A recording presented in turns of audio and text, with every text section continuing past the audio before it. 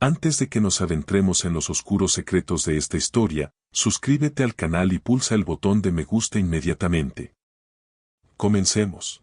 En las profundidades de la Sierra de Arteaga, donde la niebla se aferra a los cañones cerrados y el bosque de pinos se traga todo sonido, la civilización siempre ha parecido una idea lejana. En 1869, estas montañas guardaban secretos que la mayoría prefería ignorar, historias de desertores de las guerras contra los franceses que nunca bajaron de la sierra, familias que eligieron el aislamiento total y destilerías de mezcal ocultas donde la ley nunca llegó. Era un lugar donde la gente simplemente desaparecía y nadie hacía preguntas.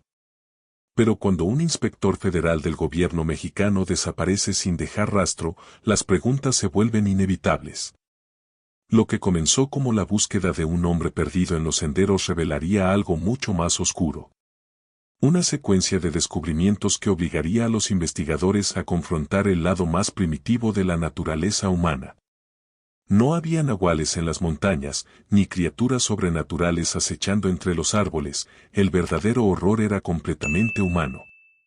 Esta es la historia de una investigación que comenzó con un caballo abandonado y terminó con revelaciones que nadie estaba preparado para afrontar. Una historia sobre lo que sucede cuando las personas son arrancadas de la sociedad y abandonadas el tiempo suficiente para olvidar lo que significa ser humano. Antes de continuar, queremos saber desde qué parte del mundo nos lees. Déjalo en los comentarios. Y si es tu primera vez en el canal, suscríbete para no perderte las historias más intrigantes. Carlos Arriaga no era un hombre que corriera riesgos innecesarios. A los 42 años, veterano de las guerrillas republicanas e inspector de la Oficina de Impuestos, conocía bien los peligros de viajar solo por la Sierra Coahuilense, pero su trabajo requería discreción. Las tabernas clandestinas de aguardiente no se reportaban solas, y los grandes grupos de hombres armados solían alertar exactamente a quienes necesitaba sorprender. Así, el 3 de mayo de 1869, Arriaga partió de la zona del Tunal hacia el Valle de los Ciruelos, un viaje de aproximadamente 30 kilómetros a través de terreno difícil. Debería tomarle 3 días con paradas para inspecciones. Su maletín contenía 340 pesos en notas de impuestos recolectadas, documentos fiscales y un pequeño revólver Colt. Su caballo era confiable, acostumbrado a las irregularidades de los senderos serranos. Los vecinos lo vieron salir temprano, con la neblina aún disipándose entre los pinos. Sería la última vez que alguien lo vería con vida. Cuando el 8 de mayo llegó sin noticias de Arriaga en el valle, los contactos locales se preocuparon. Los inspectores federales eran puntuales por necesidad, los retrasos significaban problemas. El 10º día, el alguacil adjunto Tomás Cantú fue notificado oficialmente. Un hombre no desaparecía así como así llevando dinero federal sin consecuencias. Cantú reunió a 6 voluntarios locales, hombres que conocían los senderos como su propia mano, e inició la búsqueda. Días después, a poco más de 1 kilómetro del sendero principal, escondido entre la densa vegetación de matorral y pino, encontraron al caballo de Arriaga atado a un árbol. El animal estaba visiblemente agitado y hambriento, abandonado durante días, pero vivo. Había raspado el suelo alrededor del árbol, dibujando círculos profundos en la tierra que sugerían días de pánico. Pero estaba atado con un nudo cuidadoso y deliberado. Esto no fue obra de alguien en pánico. En el suelo, a pocos metros del caballo, yacía el maletín del inspector. Estaba parcialmente abierto, pero su contenido permanecía intacto, cada billete aún doblado, los documentos en su sitio e incluso la comida seca no había sido tocada. El revólver estaba allí, cargado, sin disparar. No había señales de lucha, ni sangre manchando la paja, ni marcas de arrastre en la tierra húmeda. Su abrigo estaba enganchado en una rama cercana. Era como si Arriaga simplemente se hubiera desmontado, atado al caballo con cuidado, colocado su equipo en el suelo de manera ordenada y caminado hacia el bosque por su propia voluntad. ¿Pero por qué? ¿Qué haría que un hombre experimentado, armado y portando dinero federal, lo abandonara todo voluntariamente? Cantú examinó el área con cuidado. El suelo estaba removido. Se veían las huellas de las botas de Arriaga caminando hacia un arroyo cercano. Pero había algo más, huellas más pequeñas, de pies descalzos, múltiples conjuntos, gente.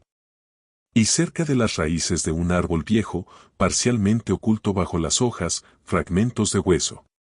Demasiado pequeños para ser humanos, costillas delgadas de un conejo, quizás, pero mezcladas con algo más grande, un fragmento de hueso largo que podría ser de venado o de caballo. Cantú ordenó traer perros rastreadores. Pasaron 2 días antes de que los animales llegaran de un municipio vecino.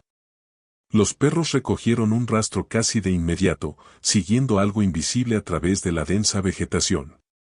Durante unos 200 metros, tiraron de sus cadenas con determinación hacia un arroyo poco profundo. Pero al llegar a la orilla, los perros comenzaron a dar vueltas, confundidos, el agua había eliminado el olor. La búsqueda se amplió. 40 hombres recorrieron la región, sus voces resonando en los barrancos mientras gritaban el nombre de Arriaga. Investigaron cuevas naturales y examinaron cada depresión del suelo, pero solo encontraron más cabañas abandonadas. Había docenas de ellas, estructuras de antiguos cazadores, intentos fallidos de ranchos o refugios de familias que habían renunciado a la montaña décadas atrás. Sin embargo, durante una redada ampliada en la tercera semana, el equipo encontró algo que cambiaría la investigación. A 5 kilómetros de donde estaba el caballo de Arriaga, descubrieron otro caballo en un claro oculto, también atado con el mismo tipo de nudo cuidadoso y deliberado. El animal llevaba mucho tiempo muerto, solo el esqueleto permanecía unido por una cuerda podrida al tronco. Cerca de los huesos, un morral de cazador deteriorado y un fusil oxidado apoyado en una roca. Un residente local reconoció inmediatamente el arma, pertenecía a Guillermo Horta, quien había desaparecido 6 meses antes. La familia asumió que se había perdido o que lo había atacado un oso. Nadie había relacionado los casos hasta ahora. 2 desapariciones, misma zona, mismo patrón, caballos atados, pertenencias intactas. En el caso de Horta, el caballo había sido abandonado para morir de hambre lentamente. Esto no fue un accidente, ni un ataque animal. Alguien estaba eligiendo deliberadamente víctimas, atrayéndolas lejos de su transporte mediante un método que no dejara señales de lucha. El caballo hambriento sugería algo inquietante, a quienquiera que hiciera esto, no le interesaba el animal. No era un robo, ni una lucha por sobrevivir. Era algo diferente. Cantú sintió el peso del horror. Si Horta desapareció hace 6 meses y Arriaga hace 3, ¿cuánto tiempo llevaba pasando esto? ¿Cuántos otros viajeros solitarios habían sido registrados como perdidos cuando la verdad era mucho más oscura? Las lluvias llegaron en la 4ª semana. Tormentas violentas que convirtieron los senderos en ríos de lodo.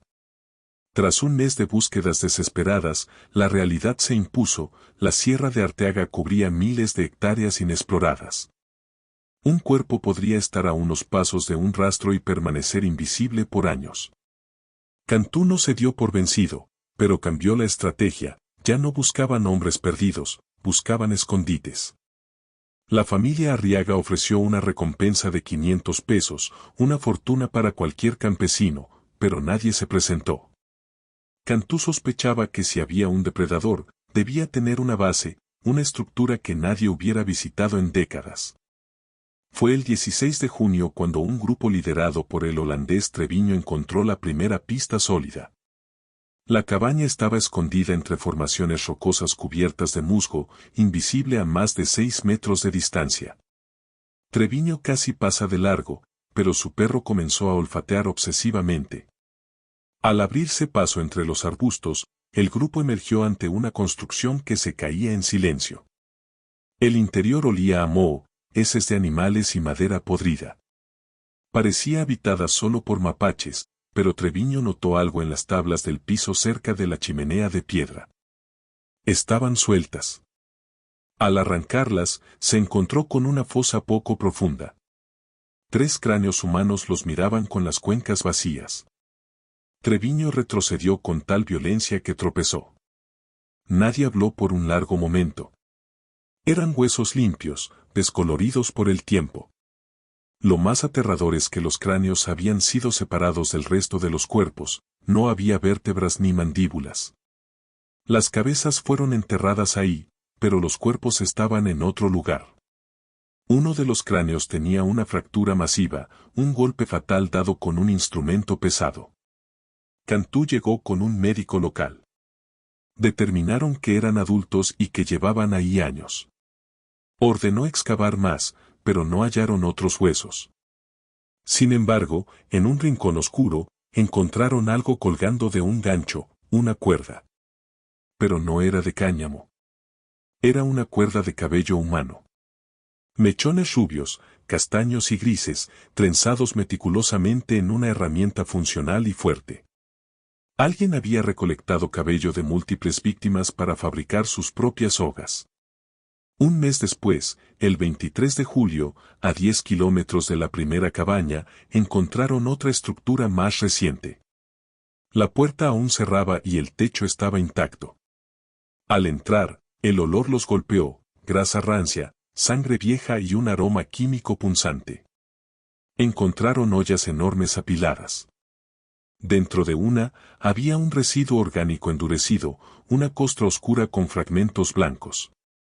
Contra la pared, había pilas de ropa, decenas de abrigos de hombre, vestidos de mujer y ropa de niños, todos manchados con sustancias oscuras.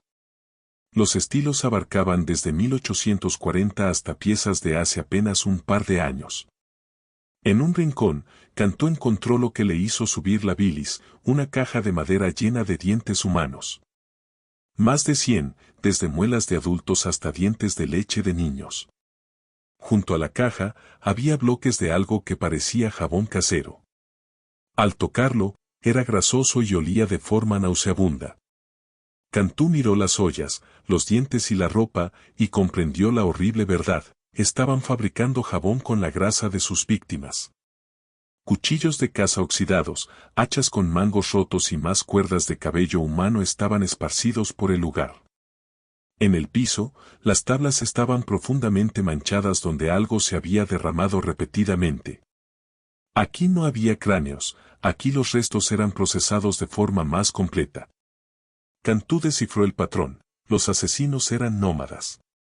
Vivían en una cabaña, agotaban a los viajeros de la zona y se mudaban a otra. No tenían una base fija, lo que los hacía invisibles. Mientras tanto, en algún valle cerrado que aún no había sido mapeado, la vida continuaba para ellos. Los huesos se procesaban con eficiencia y sus ojos ya vigilaban el horizonte, esperando al siguiente viajero solitario. Agosto llegó con un calor opresivo. El miedo se convirtió en histeria colectiva en Arteaga. La gente ya no viajaba sola, los agricultores reforzaban sus puertas y los niños no salían de casa.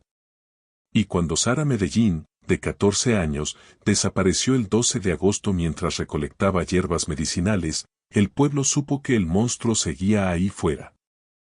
Antes de continuar, si estás listo para ser cómplice en cada misterio que desenterremos, suscríbete al canal y pulsa el botón de me gusta inmediatamente. Sigamos con la historia. El sol empezó a ponerse y Sara Medellín no regresó. Su padre, Santiago, inicialmente irritado pensando que se había distraído, montó su caballo y siguió el sendero trillado que ella siempre usaba.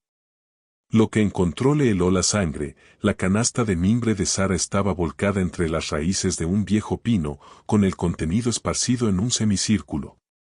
Las plantas medicinales, árnica, ruda y gobernadora, estaban marchitas por el calor. No había sangre, ni rastro de Sara. A la mañana siguiente, antes del amanecer, el alguacil Tomás Cantú llegó al rancho de los Medellín con un grupo de búsqueda que creció hasta los 80 hombres. Prácticamente todos los hombres capaces de los ejidos vecinos abandonaron sus cosechas y ganado para participar. Ya no buscaban a alguien perdido, estaban cazando. Cantú dividió a los hombres en grupos armados con rifles y machetes, con órdenes explícitas, investigar cada estructura, cueva o refugio natural, por más deteriorado que pareciera. Durante 6 días recorrieron las montañas. Descubrieron tantas cabañas abandonadas que Cantú perdió la cuenta. Pero el ambiente era distinto, la sierra, antes familiar, ahora se sentía hostil. Resurgieron viejos rumores sobre gente salvaje que vivía en lo más profundo, familias que habían abandonado la civilización generaciones atrás. Un anciano juró haber visto figuras encorvadas cerca de su propiedad. Los cerdos que habían desaparecido años atrás, atribuidos siempre a pumas o ladrones, adquirieron de pronto un significado siniestro. La tarde del 6º día, un grupo liderado por el veterano Elías Dramen se adentró en un valle particularmente cerrado, rodeado de paredes rocosas escarpadas. De pronto, se detuvieron, una fina columna de humo gris se elevaba sobre los pinos. El humo significaba fuego, el fuego significaba gente. La cabaña que localizaron era primitiva, incluso para los estándares de la sierra. Troncos mal encajados, huecos rellenos de barro y musgo, y aberturas cubiertas con pieles de animal en lugar de ventanas. Estaba habitada. Había 3 cerdos flacos en un corral fangoso y pieles de venado secándose en ramas. Parecía el jacal de un campesino pobre, pero nadie vivía en esa zona tan remota. Cantú llegó con refuerzos. 12 hombres rodearon la estructura con los rifles listos. Cantú se acercó y ordenó a los ocupantes salir. Tras un silencio agónico, la puerta se abrió lentamente. Un hombre emergió. Parecía tener unos 30 años, delgado pero fibroso, con cabello y barba enredados con hojas y tierra incrustada. Lo que horrorizó a los presentes fue su ropa, llevaba el abrigo oscuro con la insignia federal de la Oficina de Impuestos. Era el abrigo de Carlos Arriaga. Debajo, vestía harapos remendados con trozos de telas tan diversas que era imposible identificar el material original. Tras él, emergió una figura más pequeña, una mujer igualmente sucia, moviéndose en una postura encorvada, sosteniendo a un niño pequeño contra su pecho. Ella vestía un diseño inquietante, un vestido hecho de docenas de retazos de otros vestidos de mujer, cosidos sin orden, telas florales junto a seda fina deteriorada. Era un vestido hecho de las vidas de muchas mujeres. Mientras Juan y Edelmira eran atados afuera, 4 hombres entraron a la cabaña. El olor fue tan intenso que 2 de ellos salieron inmediatamente a vomitar. No era solo falta de higiene, era descomposición activa y rancia. Cerca de la chimenea de piedra, 2 cráneos humanos reposaban despreocupadamente. Uno aún tenía mechones de cabello rubio adheridos. Alrededor, mezclados con huesos de venado, había 3 cráneos de caballo y fémures gruesos. No solo mataban a la gente, consumían a sus animales por igual. La carne era carne. En el fuego, una olla grande burbujeaba con un caldo espeso donde flotaban fragmentos de hueso y trozos de carne apenas identificables. El olor era inconfundible y horrible. Pero lo más macabro eran las velas caseras hechas de grasa humana procesada, iluminando la casa de los asesinos con los restos de sus víctimas. En la parte trasera, tras una cortina de pieles, encontraron lo que temían, 2 cuerpos en descomposición. El primero, identificado por el chaleco, era el de Carlos Arriaga. El segundo era una estructura ósea delicada con restos de un vestido azul floral, Sara Medellín. Ambos cuerpos estaban incompletos, habían sido cortados en las coyunturas con precisión quirúrgica. Sara había muerto hacía solo 6 días. Habían sido interrumpidos a mitad de su comida. El viaje de regreso a la ciudad tomó 2 días. Juan y Edelmira permanecieron en silencio. Se negaban a sentarse en sillas, prefiriendo agacharse en el suelo. Comían con las manos y olían cada trozo de comida antes de probarlo. Se comportaban como animales salvajes capturados. Bajo los interrogatorios de Cantú, la historia emergió. Todo comenzó con Esdras Galván, el padre de Juan y tío de Edelmira. En 1848, Esdras huyó a la sierra tras ser acusado de abusar de su propia hija, llevándose a los 2 niños, de 9 y 10 años, con él. Les enseñó a cazar, a esconderse de la gente y a ocupar cabañas abandonadas. Esdras murió en 1857. Cuando Cantú preguntó cómo murió, Juan respondió con una frialdad absoluta: mi padre durmió profundamente esa noche. La implicación era clara: los niños habían asesinado a su abusador mientras dormía. Desde entonces, vivieron solos, aislados de toda moralidad. Tuvieron hijos fruto del incesto, la mayoría nacidos con deformidades graves que no sobrevivían. El niño encontrado, de unos 2 años, tenía el desarrollo de un bebé de 10 meses. En las semanas siguientes, las autoridades encontraron el vertedero, un hoyo profundo con cientos de huesos procesados para extraer la médula. Localizaron un total de 5 cabañas y una cueva que servían como estaciones de matanza. El recuento oficial fue de 14 víctimas, aunque Cantú sospechaba que eran muchas más, perdidas por el tiempo y la lluvia. Al preguntarles cuántos habían matado, Edelmira mostró una indiferencia genuina. No recordaba a todos. Para ella, la gente era simplemente comida necesaria para continuar viviendo. Un médico que los evaluó notó que no eran deficientes mentales, simplemente eran humanos criados como animales. No sentían culpa porque nunca conocieron la ética, no sentían miedo al castigo porque el castigo era un concepto social que jamás les fue enseñado. El informe médico fue sombrío: Juan y Edelmira eran peligrosos no por malicia, sino por la total ausencia de inhibiciones humanas. Eran humanos sin humanidad, y no había camino a la rehabilitación. El juicio comenzó el 9 de noviembre de 1869 en el Tribunal de Saltillo. La sala estaba abarrotada, la curiosidad morbosa superaba cualquier decencia. La gente quería ver a los animales de la sierra, pero lo que encontraron los perturbó más: los primos Galván, limpios y vestidos con ropa civil, se veían casi normales. Sin embargo, sus rostros permanecían inexpresivos. No mostraban miedo, ni arrepentimiento, parecían, simplemente, aburridos. El proceso fue devastador. 14 cargos de asesinato, canibalismo y robo de fondos federales. La fiscalía exhibió los cráneos sobre una mesa, junto a las ropas de las víctimas. Santiago Medellín, el padre de Sara, testificó con la voz rota por el dolor. Señaló directamente a Edelmira y le preguntó cómo pudo matar a su niña. Edelmira ni siquiera lo miró, observaba sus propias manos con indiferencia. La defensa argumentó locura legal debido al aislamiento y al abuso de Esdras Galván. Pero la fiscalía ganó con un argumento contundente: la capacidad de planificar demuestra conciencia. Las emboscadas eran deliberadas, elegían víctimas solas y se ocultaban cuando pasaban grupos grandes. Si sabían que debían esconderse, sabían que lo que hacían estaba mal. El veredicto fue unánime: culpables. La sentencia: muerte por ahorcamiento público el 6 de diciembre. Al escuchar su destino, Juan y Edelmira no reaccionaron. No hubo lágrimas. Las semanas siguientes fueron extrañamente tranquilas. Un sacerdote intentó ofrecerles redención, pero los conceptos de Dios, cielo o infierno eran palabras vacías para ellos. 3 días antes de la ejecución, Edelmira hizo su única petición: quería ver a su hijo. El alguacil Cantú se lo negó: el niño estaba agonizando en un orfanato y no era apropiado llevarlo a una ejecución. Esa noche, un guardia reportó algo perturbador.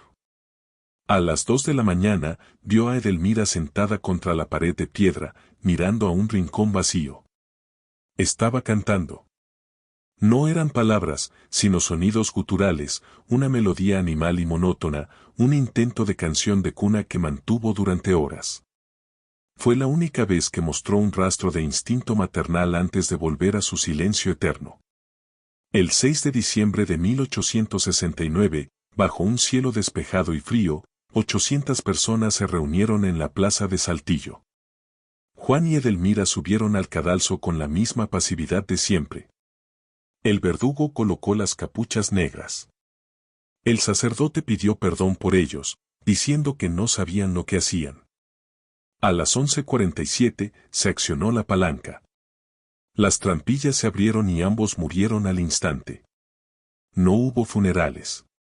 Sus cuerpos fueron enterrados en esquinas opuestas de una fosa común en el cementerio de los pobres.